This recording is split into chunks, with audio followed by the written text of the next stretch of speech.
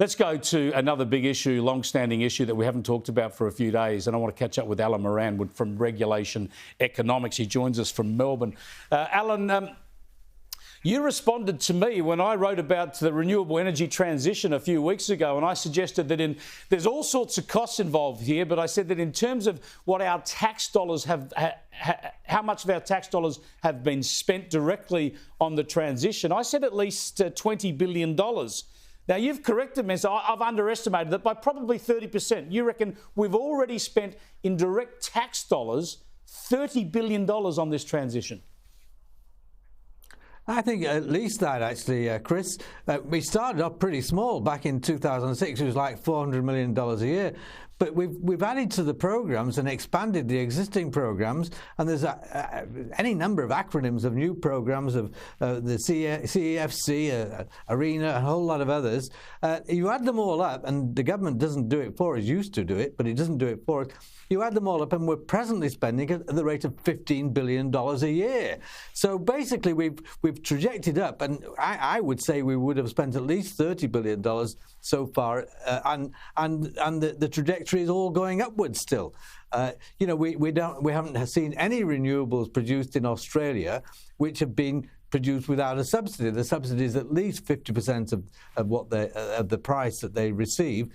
And in doing so, they basically not only use the ratepayers and the taxpayers' money, but they're being used to kill the most efficient, low-cost form of electricity we have, which is coal. Coal has gone from about 75% to maybe 55%, and now governments are really concerned that it may be going too quickly, and they're actually subsidising coal as well as subsidising the sorts of things that are killing it off. It's sort of like we're spending money on bombs to actually destroy productive activities. It is bizarre, and the point is that we've spent all this money, and we now have power that's more expensive than it's ever been and less reliable than it's ever been. So we're going pretty well on this. It's just extraordinary. Just on the cost, though, you say you've tallied it up at over $15 billion a year now.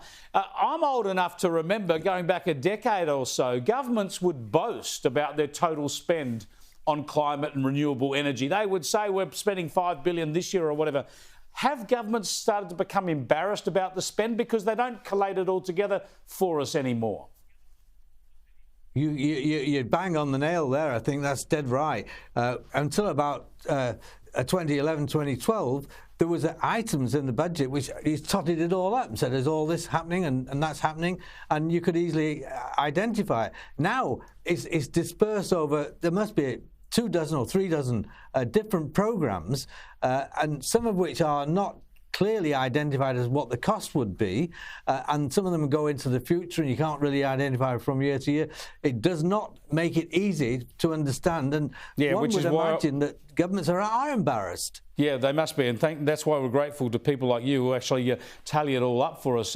Just before I let you go, of course, this is only the taxpayers' spend at $15 billion a year and $30 billion in total. Of course, on top of that, there's private investment on those subsidised renewables and transmission and batteries and the like. And we all have to pay for that in the end through the higher electricity prices. They have to get a return on their capital.